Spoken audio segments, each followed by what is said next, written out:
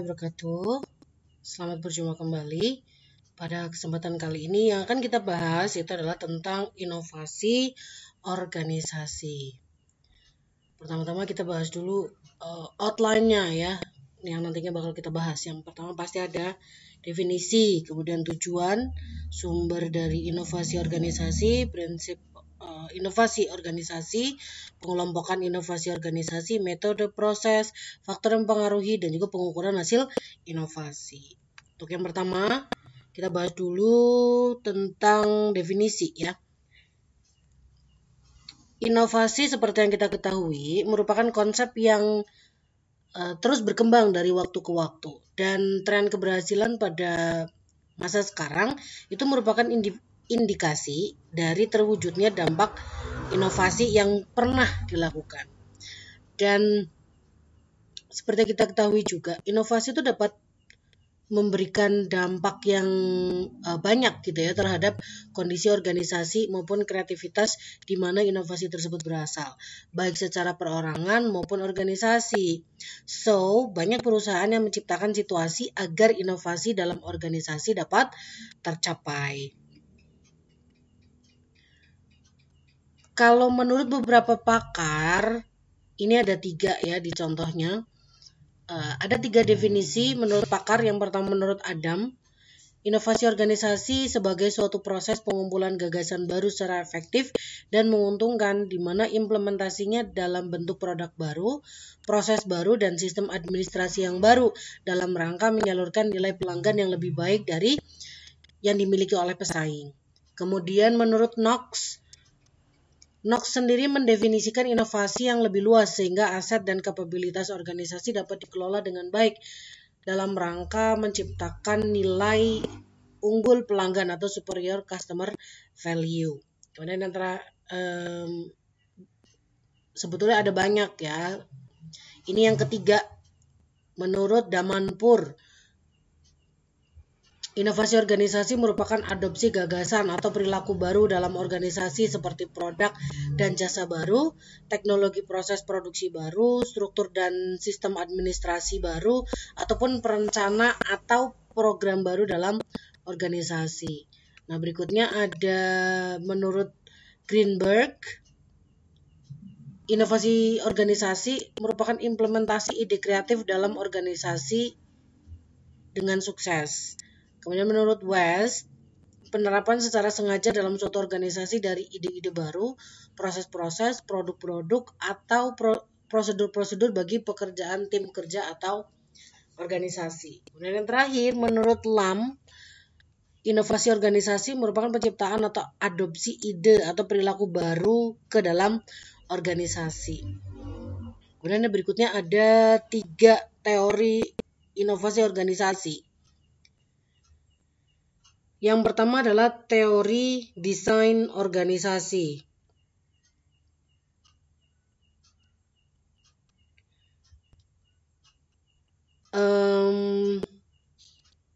Atau organizational design theories. Teori ini memfokuskan pada hubungan antara bentuk struktur dan kecenderungan organisasi untuk berinovasi atau untuk menentukan dampak variabel struktur organisasi pada produk atau proses inovasi. Dalam teori ini,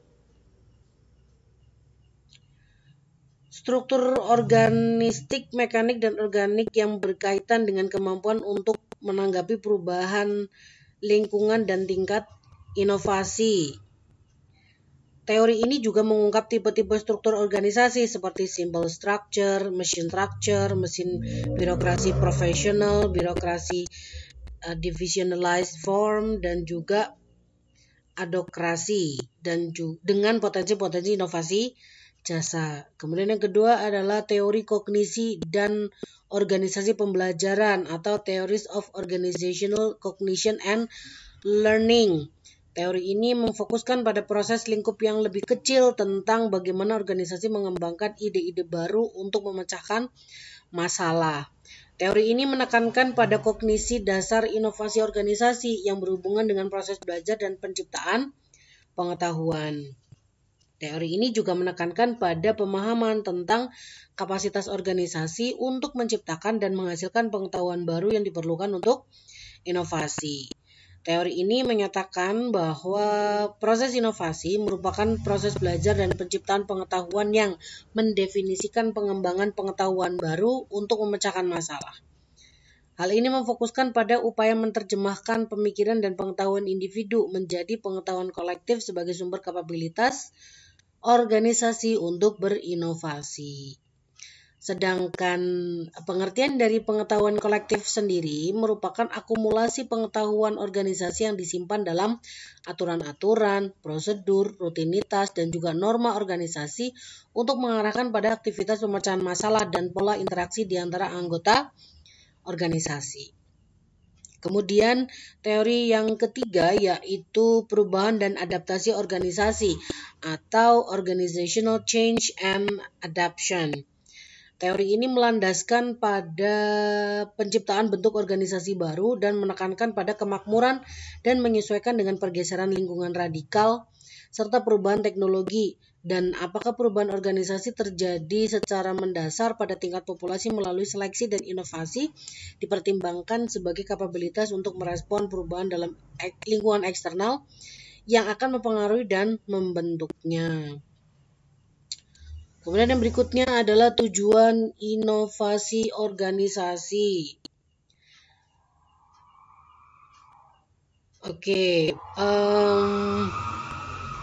Inovasi seperti kita ketahui ya, merupakan upaya mempertahankan keberadaan organisasi dalam lingkungan. Dengan adanya inovasi organisasi ini, diharapkan dapat menanggapi kompleksitas lingkungan dan dinamisasi perubahan lingkungan terutama dalam persaingan yang ketat dan menciptakan sumber-sumber bagi keunggulan bersaing. Ada beberapa cara supaya hal tersebut bisa dicapai. Yang pertama ada pengenalan teknologi baru, aplikasi baru dalam produk dan pelayanan, pengembangan pasar baru, dan juga pengenalan bentuk baru organisasi.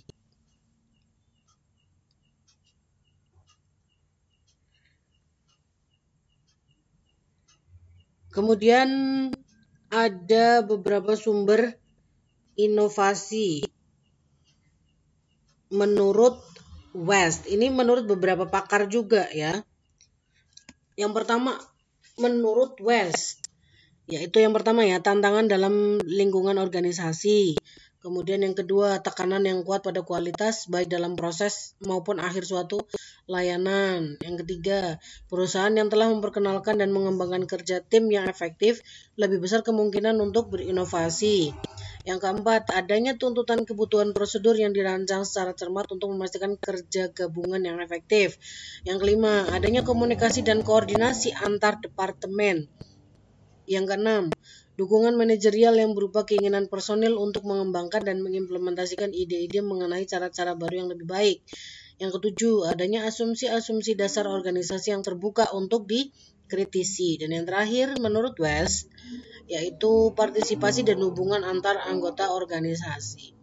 Sedangkan sumber inovasi menurut Coyne, yang pertama menciptakan iklim yang kondusif, yang kedua menerima kesalahan, yang ketiga communicate total commitment atau mengkomunikasikan seluruh komitmen personil, kemudian yang terakhir set goal then stand aside, yaitu menyusun tujuan kemudian mematuhinya.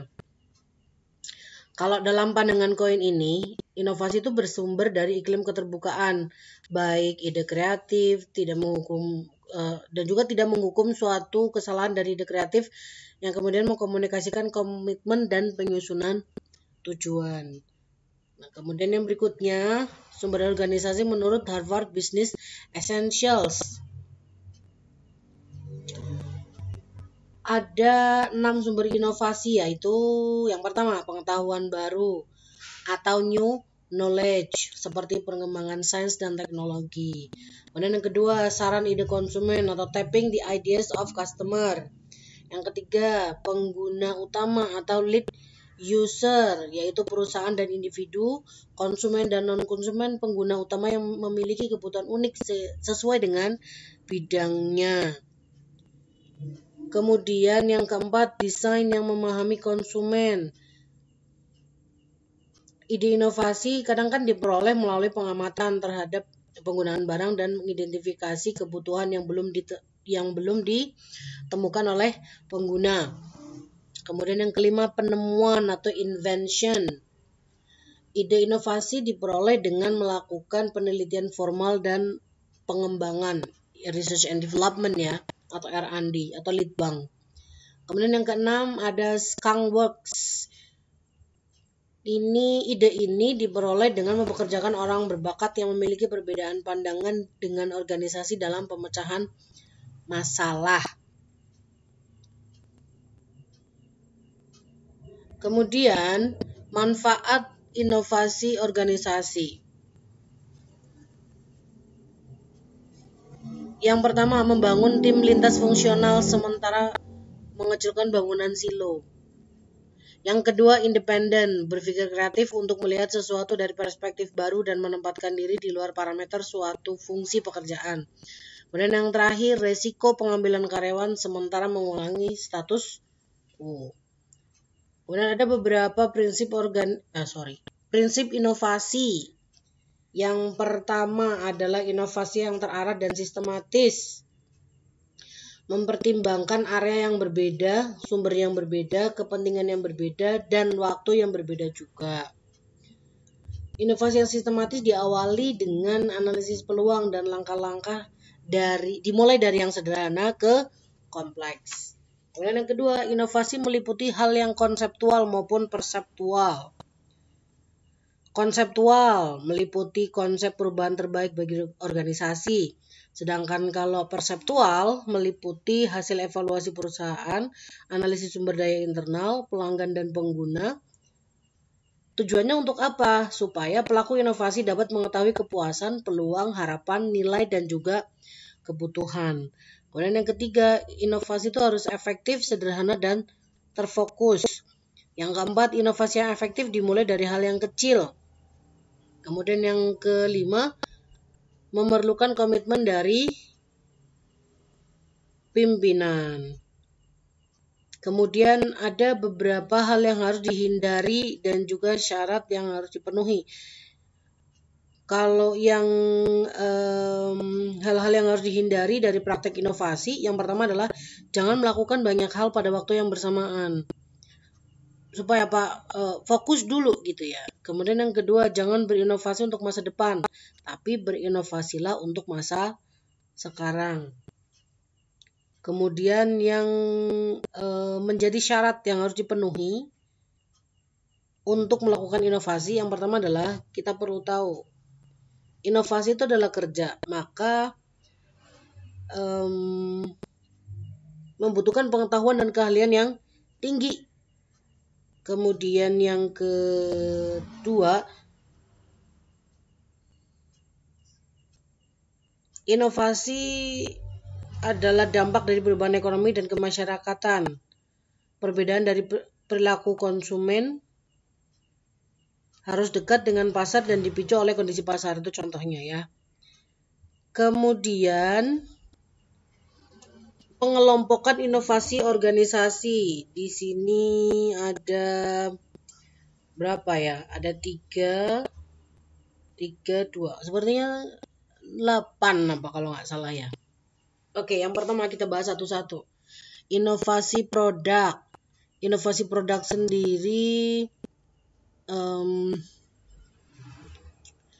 melibatkan fungsi-fungsi yang disediakan untuk pelanggan baik eksternal maupun internal dalam bentuk fungsi yang dapat berguna bagi pelanggan. Kemudian inovasi proses melibatkan cara suatu produk dikembangkan, diproduksi dan disediakan serta melibatkan interaksi manusia dan barang.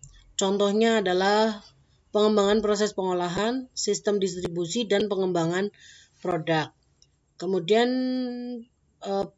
kelompok inovasi organisasi yang ketiga yaitu inovasi prosedur melibatkan cara produk dan proses diintegrasikan dalam pelaksanaan organisasi. Contoh, pengembangan metode pemasaran, metode administrasi, dan juga syarat-syarat penjualan. Inovasi prosedur sendiri melibatkan cara manusia berinteraksi dengan orang lain. Kalau yang inovasi produk itu tadi kan interaksi antara manusia dan barang. Tapi kalau inovasi prosedur antara manusia dengan manusia yang lainnya. Kemudian yang keempat yaitu inovasi inkremental, yaitu inovasi yang memberikan dampak kecil pada pengembangan produk yang ada. Proses dan prosedur yang sedikit lebih baik, sedikit lebih tepat, atau sedikit lebih murah. Kemudian yang lima, inovasi distintif. Menghasilkan perkembangan yang signifikan tetapi tidak berdasarkan pada teknologi baru atau pendekatan baru yang mendasar. Kemudian yang keenam, inovasi breakthrough.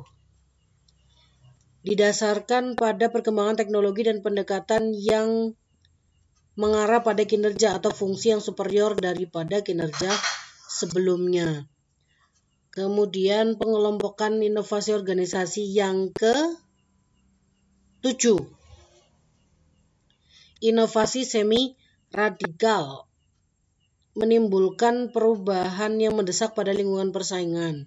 Pada inovasi ini dilakukan pengembangan yang tidak dapat dilakukan oleh inovasi inkremental, yaitu melibatkan perubahan yang substansial.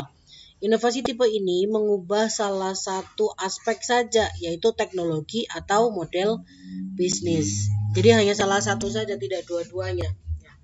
Kemudian yang terakhir adalah inovasi radikal. Inovasi radikal merupakan perubahan yang signifikan, berdampak terhadap model bisnis dan teknologi perusahaan, dan biasanya membawa perubahan yang mendasar di lingkungan persaingan dalam industri. Kemudian ada metode inovasi organisasi menurut pakar ya, ada dua di sini. Kalau menurut Schumann Junior,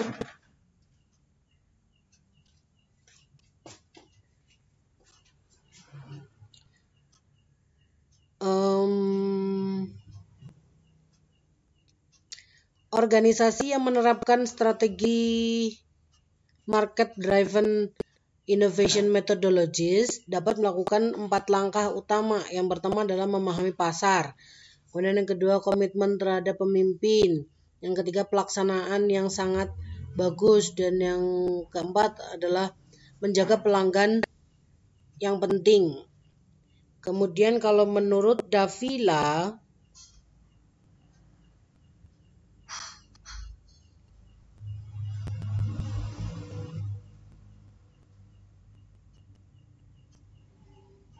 sebentar, ini masih market driven innovation ya, menekankan pada pendekatan pengetahuan pasar untuk menentukan langkah-langkah inovasi organisasi yang akan dilakukan.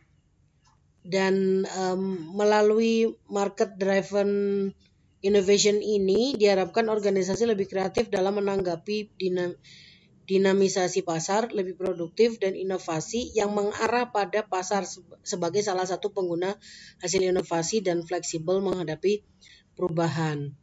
Kemudian kalau menurut metode inovasi organisasi menurut Davila, ada 2 ya strateginya. Yang pertama adalah play to win strategy, dilakukan apabila organisasi bertujuan untuk menghasilkan keunggulan kompetitif dan merupakan strategi untuk menjadi pemimpin pasar. Strategi ini dilakukan apabila organisasi yakin bahwa pesaing tidak mampu dengan mudah dan cepat untuk bersaing. Bentuk inovasi yang dilakukan adalah semi radikal. Tadi kan semi radikal sudah ya. Perubahannya itu cuma salah satu saja, teknologi atau model bisnis saja, cuma salah satu. Kemudian metode inovasi organisasi menurut Davila yang kedua yaitu play not to lose strategy. Strategi ini diterapkan apabila yang pertama lingkungan persaingan eksternal tidak pasti. Kemudian yang kedua, organisasi memiliki keterbatasan internal seperti sumber daya yang tidak memadai atau budaya organisasi yang tidak bermental inovasi. Kemudian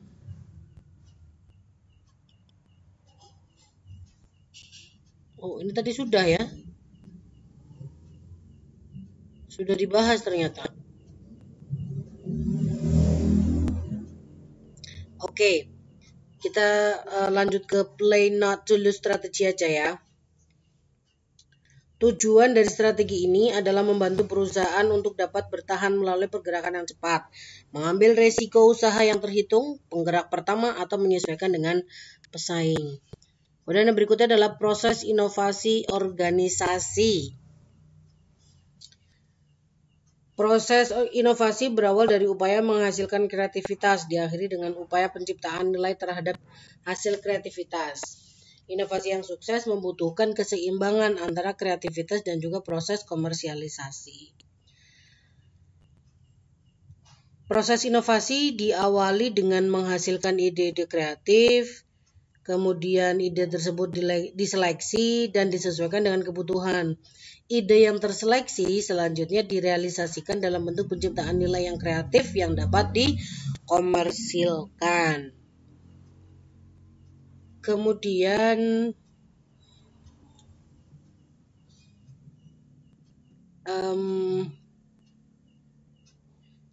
kalau di sini ya, proses inovasi itu melalui 5 tahap yang melibatkan motivasi, aktivitas individu dan kelompok sumber daya dan juga skill. Nah, ini adalah proses inovasi ya.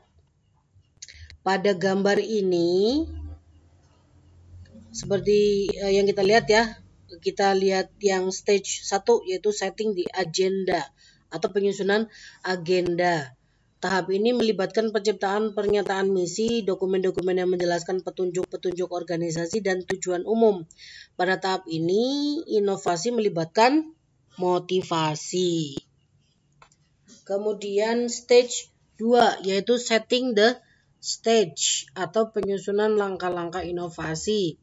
Tahap ini diawali dengan mempersempit tujuan yang luas ke dalam tujuan-tujuan khusus, pengumpulan sumber daya dan skill yang dibutuhkan untuk mencapai tujuan, dan melakukan penilaian lingkungan dalam dan juga luar organisasi. Kemudian stage 3, producing the ideas atau menghasilkan ide. Pada tahap ini, individu dan tim kreatif memasuki tahap yang real.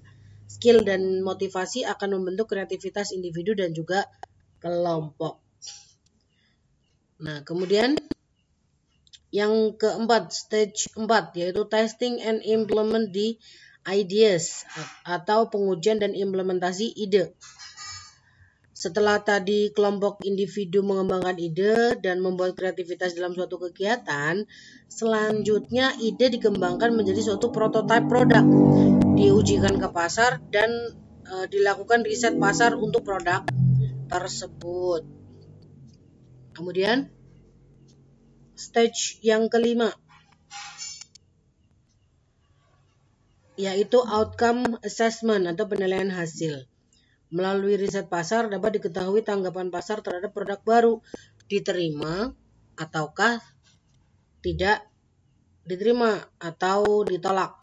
Kalau semisal kalau sudah pada stage ini, kalau suksesnya diterima, kalau gagal ya berarti ditolak oleh pasar. Kemudian faktor-faktor yang mempengaruhi inovasi organisasi. Ada yang pertama ya, ada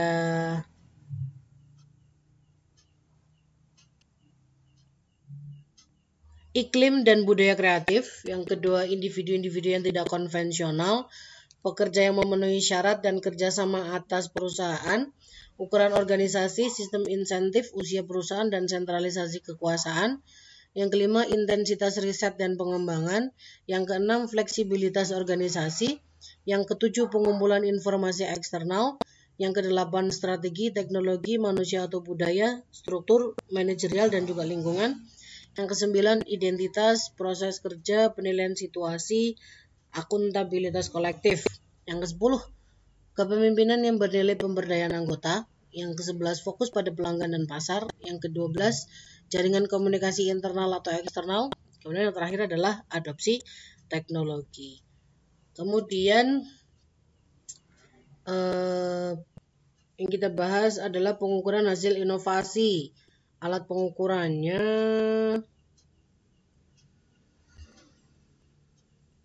ada 5 ya. Yang pertama, ukuran efektivitas inovasi. Yang kedua, ukuran dari 3M. Yang ketiga, ukuran proses. Yang keempat, ukuran pertumbuhan. Yang kelima, ukuran laba. Masing-masing kita bahas ya. Yang pertama, ukuran efektivitas inovasi. Yang pertama, total return yang lebih baik daripada shareholder, kerja yang tinggi yang secara terus-menerus diperbaharui. Kemudian yang kedua, pengeluaran untuk penelitian dan pengembangan, memiliki paten yang luas dan paten komersial dengan cepat.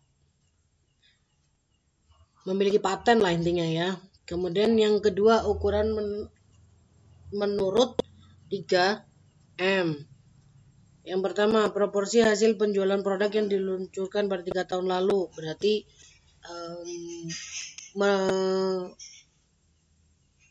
melihat hasil penjualan 3 tahun terakhir gitu ya.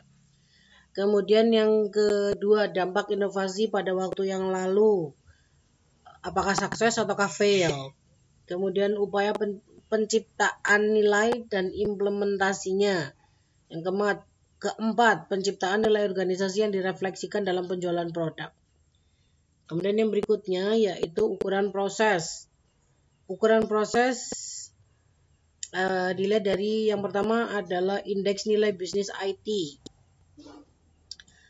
Ukuran peramalan bisnis dan dampaknya terhadap investasi. Kemudian yang kedua, penyampaian ide, mengukur apakah ide dikembangkan atau apakah diadopsi. Kemudian yang ketiga, ketertarikan karyawan. Ini mengukur kekuatan dan komitmen karyawan. Yang keempat, penyebaran keluasan paten. Kemudian yang berikutnya adalah kecepatan menanggapi pasar. Yang keenam, pendapat pemimpin sponsor. Yang ketujuh, produktivitas benchmark. Kemudian yang ke-8, track record inovasi individu.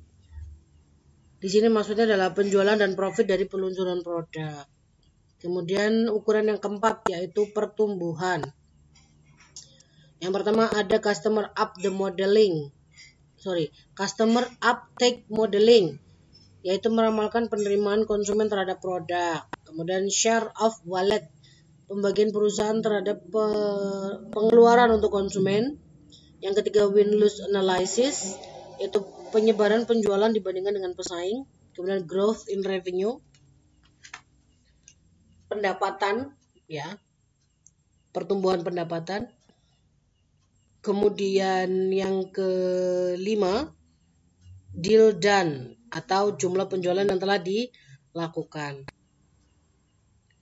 Kemudian yang kelima, ukuran yang terakhir yaitu ukuran yang berkonsentrasi pada laba.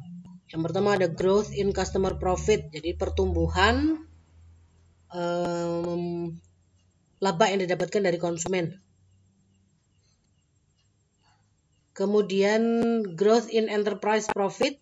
Yang ketiga, innovation of inventory impact atau penciptaan nilai yang diciptakan melalui inovasi. Kemudian yang keempat, social value created. Kemudian yang terakhir ada margin premium. Nah, sedangkan kalau untuk ukuran keberhasilan itu seperti apa? Kan kalau tadi kan banyak ukuran-ukurannya ya. Kemudian kalau keberhasilan inovasi itu ada nggak ukurannya? Ada ya. Seperti ukuran finansial atau laba dan penjualan. Kemudian ukuran keluasan paten, ukuran pasar, dan juga dampaknya terhadap perbaikan organisasi. Sekian video kali ini ya. Kita ketemu lagi di materi-materi yang lain. Akhir kata, wassalamualaikum warahmatullahi wabarakatuh. Thanks for paying attention to this video. Bye.